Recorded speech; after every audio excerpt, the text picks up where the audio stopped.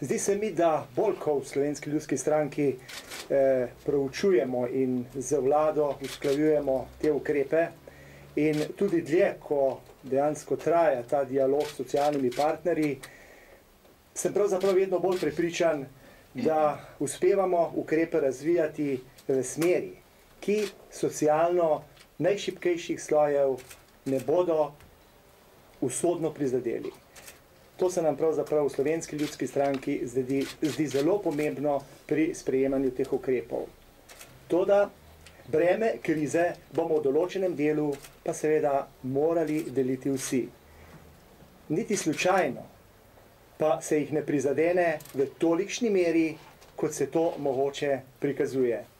Prepričan sem, da smo ohranili tudi socialno državo, čeprav se govori, da temu ni tako.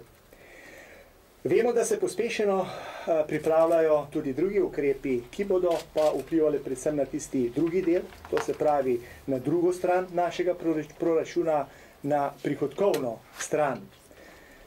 Toda prvi korak nazaj mora biti narejen v smeri konsolidacije javnih financ. Javnih financ, ki so trenutno v katastrofalnem stanju.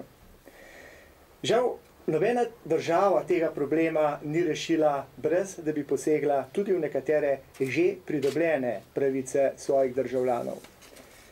Slovenija tudi žal na tem področju ne more biti izjema, lahko pa podamo signal Evropi, da se tudi sami še kako dobro zavedamo, v kakšnem položaju smo.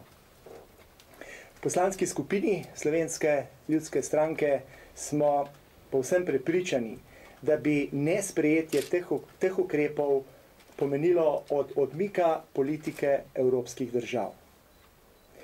Ne zaradi načina samega, temveč zaradi ozadja krize same, za katero vemo, da ne bo minila. Ostala bo toliko časa, dokler ne bomo sami sanirali teh zadev. Res je, te krize niso povzročili ne delavci, tudi ne javni uslužbenci, vendar jo brez njihovega razumevanja žal ne moremo rešiti. Če hočemo tej vladi sploh dati možnost, da z ukrepi nadaljuje, potem je to samo prvi korak.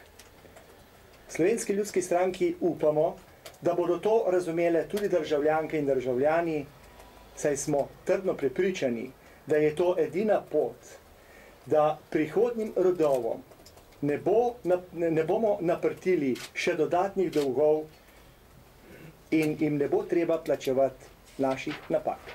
Hvala lepa.